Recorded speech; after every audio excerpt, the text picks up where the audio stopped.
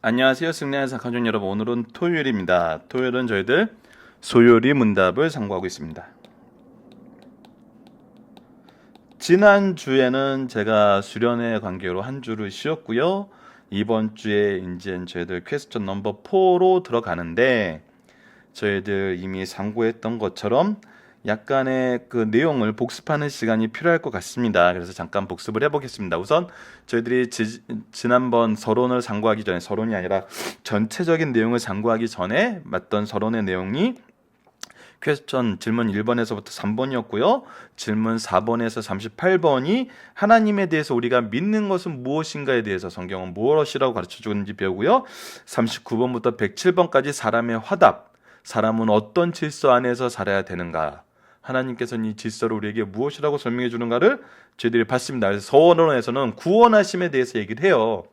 그래서 1번부터 3번은 삶의 목적과 성경이 무엇을 가르쳐 주는지, 특히 저희들 성경이 무엇을 가르쳐 주느냐 했을 때 하나님께 영광 돌려야 되는 게 우리 인생의 목적이라고 얘기를 하면서, 중요하게 다시 반복하지만 이거는 굉장히 반드시 기억하고 우리가 잘 이해해야 돼요.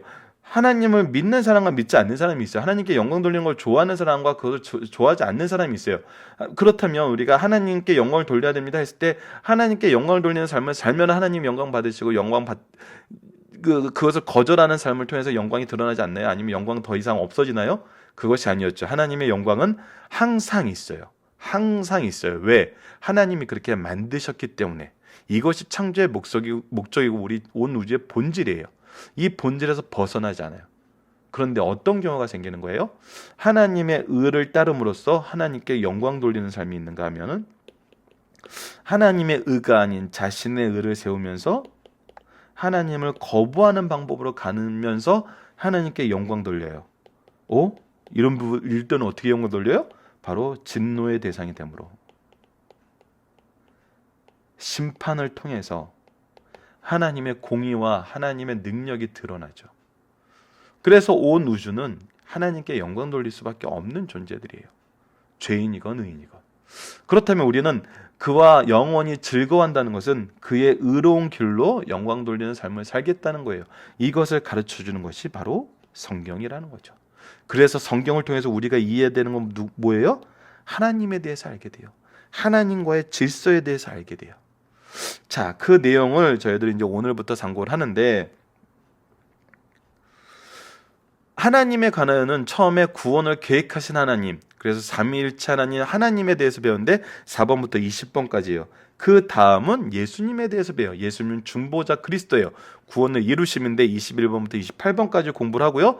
그 다음엔 보혜사 성령에 대해서 나오는데 구원을 적용시키세요. 29번에서 35번 질문까지 나오고, 저희가 추가적인 유익이 무엇인지, 이 세상에서와 죽을 때와 부활 때 우리에게 약속하신 그 유익이 무엇인지 묵상하는 시간을 갖습니다. 그리고 사람의 화답에 대해서 39번부터 107번까지 저희들이 꾸준히 살펴봐요. 이것은 바로 하나님과 우리 사이의 질서, 그 질서 안에서 우리가 하나님과의 올바른 관계, 즉 하나님의 의를 우리가 삶에서 실천하는 방법을 배우게 되는 거예요. 자, 오늘 내용은 그 첫 번째로 하나님은 누구시냐라는 질문입니다. 넘버 4. 자, 질문이 뭘까요? 이미 얘기했지만 하나님은 어떤 분이신가예요? 자, 그 대답은 하나님은 영이시오. 이 영이라고 했을 때 우리가 주의해야 되는 건, 한번 쭉 읽어보고 얘기를 하겠습니다. 하나님은 영이시오. 그의 존재하심과 그의 지혜와 권능과 거룩하심과 공의와 선하심과 진실하심이 무한하시고 영원하시며 불변하십니다. 이걸 왜 이렇게 나눠 놓냐면요, 앞으로 우리가 상고해야 되는 내용이 이거에 근거해서 움직이기 때문이에요. 자, 우리가 이 말씀을 배울 때 반드시 주의해야 되는 것 중에 하나는 무엇이냐면, 하나님은 어떤 분이신가요를 우리에게 바로 가르쳐 주는 건 오직 성경뿐이에요. 우리가 성경을 통해서 이것을 배워야 돼요. 성경 외에 다른 방법으로 배우려는 것은 거짓된 것과 구분이 안 되는 경우가 많아요. 그래서 오로지 성경을 기준으로 해야 돼요. 성경이 하나님의 말씀임을 이해하고 믿고 믿고 의지하는 것이 그래서 가장 중요해요.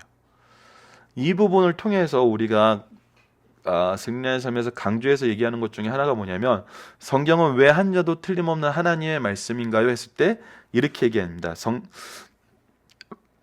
우선 사도와 선지자들이, 성경을 기록한 기록 저자들을 얘기해요. 사도와 선지자들이 성경을 기록할 때 성령께서, 하나님은 주관하세요. 성령께서 처음에 뭐를 하냐면 죄의 오염을 막으세요. 자, 죄의 오염을 막는다는 것은 무슨 뜻이에요? 우리의 기준을 누구의 기준으로? 하나님의 기준으로 만들어 놓으신다는 거예요. 성령께서 역사하신다는 거예요. 성령께서 주권자, 주도자가 된다는 거예요. 죄의 오염을 막으시고 그들의 사상 표현과 용어 선택을 지도하고 감독하셨기에 성경은 한 자도 틀림없는 하나님의 말씀이다라는 거예요. 죄의 오염을 막으시고 그들의 사상 표현과 용어 선택, 이것을 기계적으로 적게 하신 게 아니라 유기적으로 역사하셨어요. 그래서 이들이 원래 쓰던 사상 표현과 용어를 통해서 하나님을 나타내세요. 이것을 지도만 하신 게 아니라 감독까지 하셨다는 거예요. 감독까지 하셨다는 것에서 어떤 의미가 있을까요? 바로 이 편집의 과정에서도, 지금 번역의 과정에서도, 이 편집이라는 것은 성경이 66권으로 묶일 때, 왜 하필이면 마테마가, 누가, 요한, 우리가 저번에 사도행전, 승리하는 삶에서 배울 때도 누가복음 다음에 사도행전 나오면 얼마나 좋은데 왜 누가복음 다음에 요한복음 나오고 사도행전 나오게 했을까? 이 모든 것이 하나님의 감독과 성령의 역사심이 있어요. 하나님의 뜻이 있어요. 그래서 성경은 하나님의 말씀이에요. 그래서 이 성경이 가르쳐주는 하나님이 우리가 믿어야 되는 하나님이에요. 우리가 경험한 하나님은 성경을 토대로 우리가 검증해야 돼요. 그래서 우리가 하나님은 어떤 분이신가를 배울 때 성경을 통해서 배워야 된다는 것이 가장 첫째 되는 조건입니다. 자, 그리고 이 부분, 이 가운데 부분은 바로 하나님의 영광이 우리를 통해서 반사되는 것처럼 바로 이런 하나님의 속성이 우리들을 통해서 드러나요. 그래서 우리들을 통해서 드러난다 해서 공유적 속성이라고 그래요. 공유가 된다, 우리랑. 하지만 이것을 우리가 소유하는 건 아니에요. 영광을 드러내는 것처럼 반사시킬 뿐이에요. 그리고 무한하시고 영원하시고 불변하신 것은 우리는 그러지 못해요. 그래서 이것을 비공유적 속성이라고 그래요. 이거는 신학적인 용어예요. 하지만 기억하시면 좋아요. 왜 좋으냐면 우리가 바로 이해하고 바로 설명하는 데 도움을 줘요. 마치 어떤 용어처럼? 삼위일체처럼. 여러분, 성경에는 삼위일체라는 단어가 안 나와요. 하지만 삼위일체로 하나님이 누구신가를 우리가 그래도 완벽하게 이해를 못하지만 바르게 이해하고 바르게 설명할 수 있게 되는 것처럼, 이런 신학적인 용어는 우리가 말씀을 이해하는 데 도움을 줘요. 그래서 공유적 속성과 비공유적 속성이 있다는 걸 기억하시고, 공유적이라는 것은 존재와 지혜와 권능과 거룩과 공의와 선하심과 진실하심과 있고, 비공유는 무한하시고 영원하시고 불변하시다는 것이 있음을 우리가 기억하면서 하나하나, 그래서 앞으로는 성경 말씀을 확인하는 시간이 굉장히 많아요. 그렇게 돼야 돼요. 하나님에 대해서 알 때는. 자, 그래서 하나님은 영이시니 예배하는 자가 영과 진리로 예배할지니라. 자, 이 말씀을 누가 하셨죠? 바로 예수님께서 하셨어요. 예수 그리스도께서 하나님은 영이시라고 선언하셨어요. 이 영이라는 것은 우리가 생각하는 유령이 아니에요. 우리가 몸이 영과 육으로 되어 있다는 이 영하고는 일치하지 않아요. 이 영이 하나님의 속성을 어느 정도 갖추고는 있을 수 있다고 볼 수 있죠. 하지만 동일하지 않아요. 이 하나님은 영이시라는 것은 하나님은 우리가 이해할 수 없는 특별한 분이시라는 것을 표현하는 거예요. 우리가 이해할 수 없고 설명할 수 없어요. 그래서 이 부분에 대해서 예수님께서 선언하시고 우리가 믿을 때 우리의 많은 신앙의 선배들이나 신학자들이 어떤 얘기를 했냐면, 그러면 우리는 언제쯤 이 하나님을 이해할 수 있을까요? 삼위일체를 이해할 수 있을까요? 대부분 이렇게 얘기해요.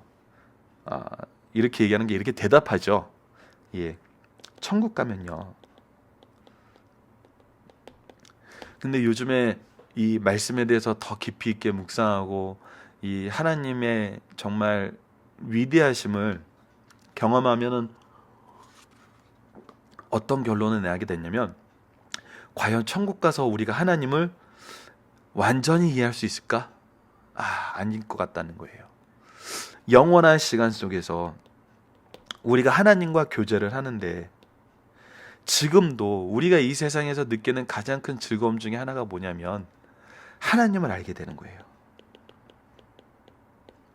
가정 안에서 이것을 알게 하신 건 참 놀라워요. 가정이 하나님의 사랑에 증명되는 공간이었잖아요. 우리가 사랑하는 사람에 대해서 하나씩 알게 될 때 기분 좋잖아요. 더군다나 우리 둘만 아는 게 생겼을 때는 짜릿하잖아요.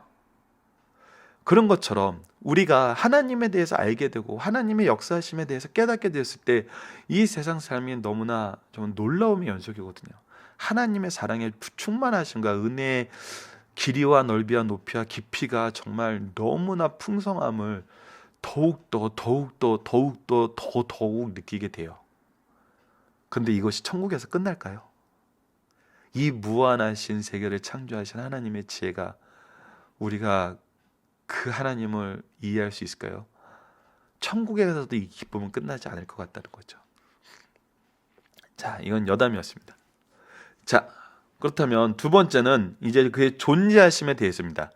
하나님은 존재하세요. 영이라고 얘기하니까 존재하지 않는다고 생각하는데 하나님은 존재하세요. 그래서 모세에게 이르시되 나는 스스로 있는 자니, 또 이르시되 너는 이스라엘 자손에게 이같이 이르라 스스로 있는 자가 나를 너희에게 보내셨다. 이 얘기는 뭐예요? 존재가 어떻게 증명이 돼요? 하나님의 일하심으로 증명이 돼요. 개입하심으로 증명이 돼요. 말씀하심으로 증명이 돼요. 하나님은 즉 역사하고 계세요. 그의 존재는 역사함으로 우리가 경험하게 돼요. 그래서 신은 없다란 말을 할 수가 없어요. 경험이 되고 약속된 대로 일하고 계시는 하나님이 지금 내 곁에 계시는데 어떻게 없다고 얘기를 해요. 그래서 그분은 분명히 존재하세요. 그 지혜가 있으세요. 그 지혜는 어떤 지혜인가요? 우리 주는 위대하시며 능력이 많으시며 그의 지혜가 무궁하시다고 시편 147편 5절에 설명을 했어요. 104편 24절에는 여호와여 주께서 하신 일이, 그의 일이 그의 지혜를 나타내요. 그의 존재가 증명되면서 동시에 무엇이 나타나면 그의 지혜가 나타나요. 그리 많은요 주께서 지혜로 그들을 다치셨으며, 이 지혜는 어떤 지혜? 창조의 지혜예요. 주께서 지으신 것들이 이 땅에 가득한 충만함의 지혜예요. 이 지혜는 누구를 위해서 또 사용하셨어요? 우리의 구속을 위해서 사용하셨어요. 구속사를 이루시는 하나님의 지혜의 놀라움, 지금 우리가 마태복음을 상고하면서 보고 있잖아요. 자, 그 다음에는 우리 기니까 빨리 가도록 합시다. 권능이에요. 그의 권능은 어떻게 드러나요? 시편 62편 11편입니다. 11절입니다. 하나님이 한두 번 하신 말씀을 내가 들었사오니 권능은 하나님께 속하였나이다 하셨나이다. 하나님이 하신 일을 통해서 이 권능이 드러나요. 그래서 앞으로 계시록에서는 주님의 임하심을 어떻게 설명하고 있냐면, 내 생물은 각각 6날개를 가졌고 그 안과 주위에는 눈들이 가득하더라. 그들이 밤낮 쉬지 않고 이르기를 거룩하다 거룩하다 거룩하다 주 하나님 곧 전능하신 이여. 그의 거룩하심이 전능화가 나타나요. 거룩하심은 뒤에도 우리가 보고 있어요.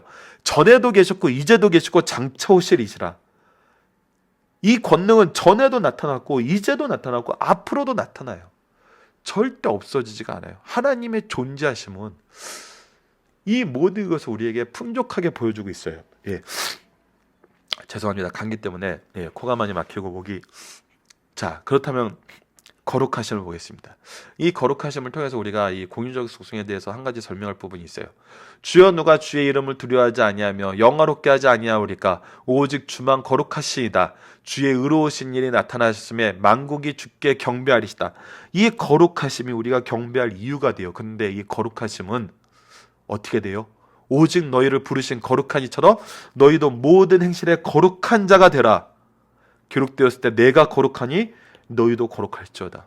이 거룩함은 어떻게 돼요? 우리를 통해서 드러나요. 자, 여기서 우리가 살펴봐야 되는 거, 그의 존재, 지혜, 권능, 거룩하심, 공의, 선하심, 진실하심, 아까 뭐라 그랬죠? 공유적 속성이라고 그랬어요. 이 공유적 속성은 우리에게 나타나요. 그런데 이것이 우리가 막 이렇게 되는 것이 아니에요. 뭐예요? 하나님의 은혜예요. 이것은 우리가 팔복에서 이미 살펴봤어요.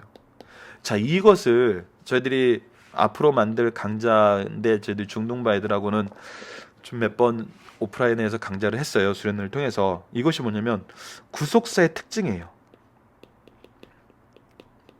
하나님께서 구속사의 인물을 우선 선택하세요. 하나님이 주권적으로 선택하세요. 그리고 그에게 하나님의 능력을 위임하세요. 자, 바로 이 위임이 공유적인 속성을 하나님께서 우리에게 부어주신다는 거예요.